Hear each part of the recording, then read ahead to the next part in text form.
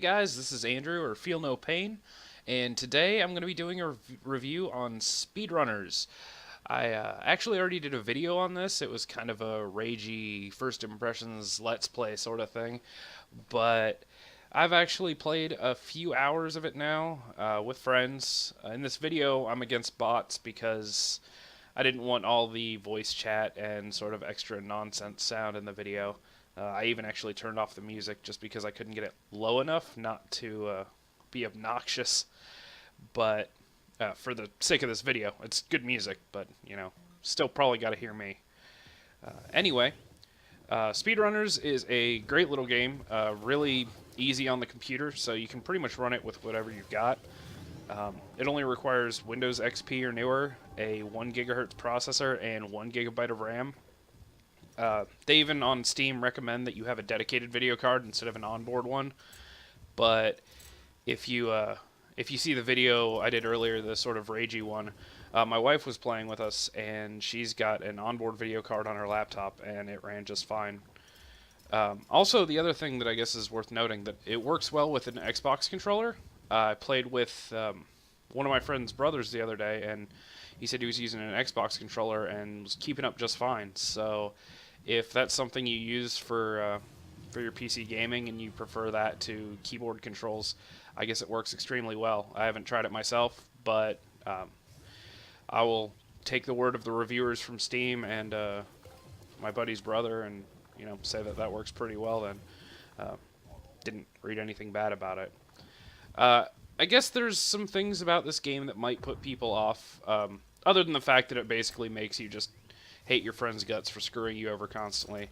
It's basically 2D Mario Kart on foot. That's basically what it is. You get power-ups, and you use them to try to gain the lead. As you can see in the video, basically what happens is if you get pushed off the back of the screen, or, if you're going downwards, you get pushed off the top. If you lag behind too far, the person in the lead, you basically just explode. And then there's 3 rounds to each game. So, as you can see, like, I got a point there. I'm the little white kitty cat.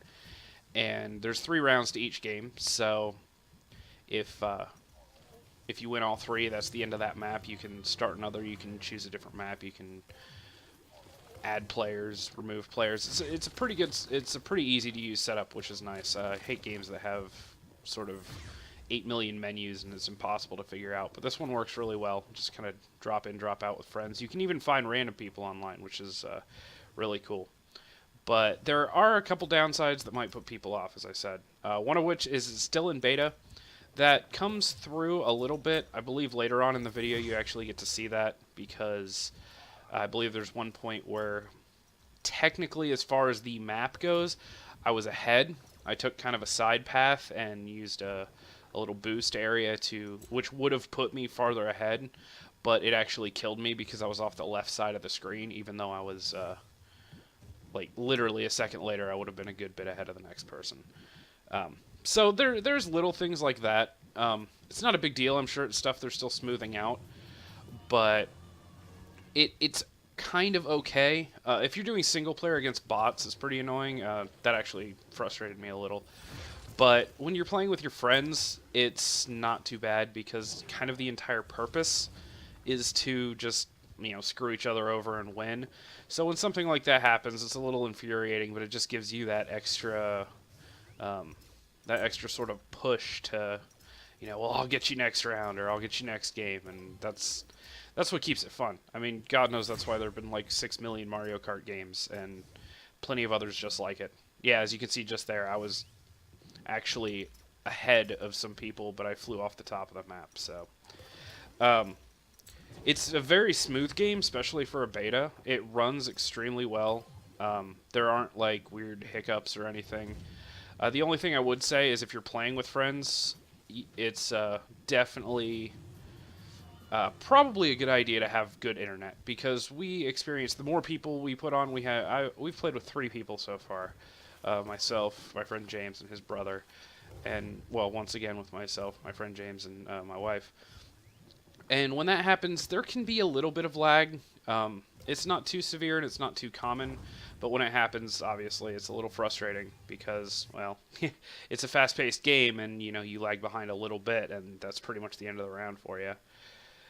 Those things aside, um, it's fun that it's fast-paced, and it's easy to sort of just get in the zone and lose track of time if you have the time. If it's just nighttime, you've got nothing to do, and you're playing with some friends, it's easy for a couple hours just to disappear, which I like in a game like this. In any sort of multiplayer-oriented game, if you really get into it like that, it makes it a lot more fun because then at the end you just kind of look back and you think about the entire experience as a whole, and you're like, oh man, that was really fun, and when this happened and when that happened, it makes for a better experience than always being like, well, how much time's left in this game, or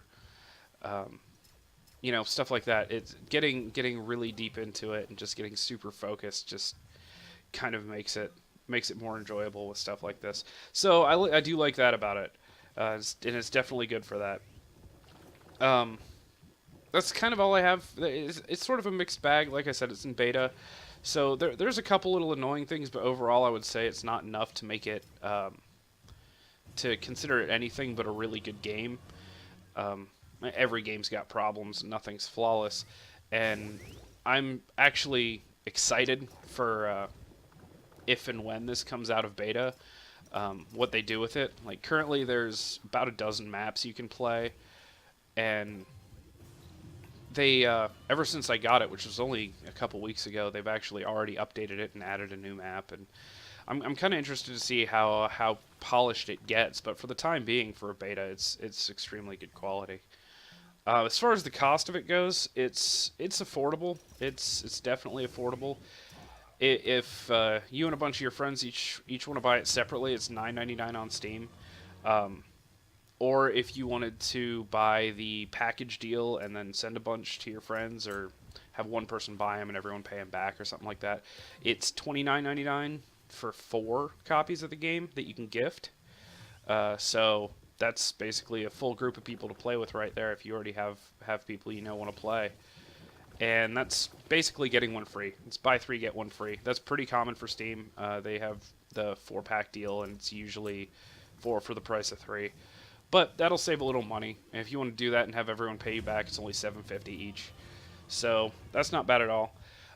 There is some cool, even though it's beta, and I kind of scoff at the fact that, alphas and betas having microtransactions, I have to agree with the one that this has and say that it can be worth it if it's something you're into. The only one I know of is you can actually buy new characters to play as. It doesn't affect the game at all, it just affects who you play as, and it's hilarious because it's actually characters of pretty well-known YouTubers. And there's 2 packs with 4 characters each, or I think you can buy them separately. I think it's 75 cents separately, or $2.99 per pack. So you can get all 8 for $6. Which, if that's something you're into, $6 is not really insane. They probably could have charged $2.99 a character, and there's games that would have, but it's affordable. They don't just try to eat your money. But yeah, there's some well-known YouTubers you can play as. They made little like goofy cartoon characters of them, and there's Markiplier, there's Jesse Cox, there's Dodger. There's no Total Biscuit, which made me sad because I love him, but there's plenty of people, and I think Cinnamon Toast Ken's one of them too. So if you feel that you want to play as one of them and screw over your friends as a well-known YouTuber and, anime-ish cartoony form, that's totally cool too. Like I said, it's not overpriced. There's definitely hours of fun. Probably put in, I was trying to figure this out, probably put in about 6 or 7 hours. And the only reason it hasn't been more is because I got the Heroes of the Storm beta. So friend James and I have been playing a bunch of that and haven't had a whole lot of time, which is why there hasn't been a video in like 4 days. But yeah, 6 or 7 hours, and for a game that's $9.99 and I'm still not tired of, that's good value to me. I mean, make your own assumptions and your own judgments, and based on how much time you have and who you're going to play with and how often. But yeah, a few hours for a $9.99 game is perfectly fine for me. the cool part about it is, like I said, there's about a dozen maps, but there's also player-made maps. Very sort of, at least it reminded me of Happy Wheels, where there's just so many, and the few I've tried out are really cool. By the way, the ones you're seeing here are all the built-in ones. These are I didn't show the player-made ones just because I didn't want to. Um, I don't know, give the wrong idea in case I was recording one that was just obnoxious, and that's possible. The player-made maps are a mixed bag, as they always will be in any game. There's some that are really well designed and really difficult, um, but there's also a couple that are just silly. There was one I played that was Smash Brothers, and it was just a platform, and there was no like running around the map and repeating and all that. It was literally just everyone stands on the Smash Brothers looking sort of three platforms with a bottom floor on it, and items everywhere, like basically infinite items. So all you do is you start and you just spam your item key and hope you explode someone off the edge and they fall and die because they fall off the screen. It was fun to try, but it's not something I would recommend as a sort of like, this is why you should buy this game. No, it's just funny stuff you can try. And oops, I fell off the bottom right there. Don't look at that. But yeah, so player-made maps will keep this going for even longer. Um, Obviously, if you haven't figured it out by now, this is a game to play with friends. Um, versus bots, which is what I'm doing here, is enjoyable. I actually had fun. I recorded more. I expected to record like 2 games. I recorded like 4 or 5. Um, it's not too bad. I have the bots on medium. Haven't tried hard, but I have this feeling that it's just sort of a they're very methodical, and I've noticed that, and you can kind of see that they have planned routes and everything. So it's more learning them and learning what you can do to outsmart them, or where they sort of fail regularly, which does happen. Um, so it becomes less of a it becomes less of an experience and more of just kind of like a grind. I mean, and there's really no reward for it. So it's fun for a little bit to play against bots. But playing with friends is where it's at. So I would recommend trying to get a few of your friends on this. Like I said, anyone you know that has a computer that was made in the last 10 years will be able to run it. So, even if you've got friends that never really got into PC gaming or don't even have Steam, Steam itself is free. So see if they'll download it and see if you all want to play this, if you want like that kind of experience.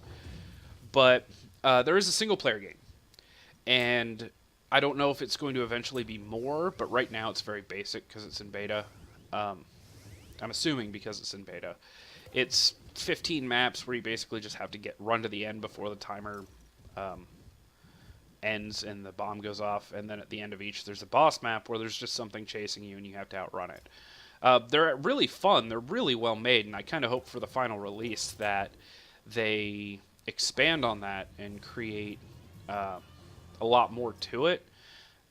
Obviously more content, but maybe more variety as well. It's a cool idea and a cool experience, and it's worth doing, but it's not a reason to buy the game. I honestly wouldn't say I would say don't buy this game unless you're going to play it with friends, but at the same time I would say try to convince your friends to play this game because it's worth buying, if that makes sense. As far as the time component goes, this is something that I had a little trouble working out in my head because I was like, well, I've only played 6 hours. That's not a lot of time in a game, but what gets me, what I decided on kind of focusing on, because I already said I'm going to play more of it, so obviously 6 hours isn't my limit for this game. I want to focus on each individual play session, which is about 5 minutes, I'd say. If you're playing with 4 people and each wins 2 rounds and you go into like sudden death mode, whoever gets the next one wins, it can go on for about 10 minutes, but there are even some games that have been as short as 1.5 minutes, 2 minutes, which means you can really jump in, jump out. Say you and a bunch of friends are all, going to bed at midnight, and it's 11 o'clock. there's not a lot of games that 4 people could jump into for an hour and really get into, but this is one of them. The only thing I would say is that be careful and watch the time because it'll be 3 a.m. and you're not even going to know it. That's, I guess that's a downside, but that's really just kind of like personal responsibility. Hey, if you want to play till 3 a.m., go for it. I've done it. It's fun. I'm not going to fault anyone for it. This is the game that'll allow you to do that and just lose track of time. But yeah, if you've only got, say, half an hour or an hour to play, but you have some people to play with, it's amazing because you can have fun, 3 minutes in. You get through a couple rounds and you're already immersed in the game. You're already, yelling at each other and screaming, and I can't believe that happened, and oh, you got the best item, and all that. So it's one of those things that I feel that as far as time-wise, whether you have a ton of time to play or a little time to play, as long as you've got friends and they want to play it too, it's good value regardless how you look at it. I guess just to wrap up, the only other thing I've got is just sort of the friendly reminder that it definitely does require friends to play. You can find random people to play against, which is okay. It's sort of like your typical deathmatch matchmaking thing. And there's even a ranked playlist. But I almost feel like the developers didn't fully think about what the point of the game was when they were making it. That kind of thing is cool, and getting ranked is fun and all, but this is truly a party game. It really is.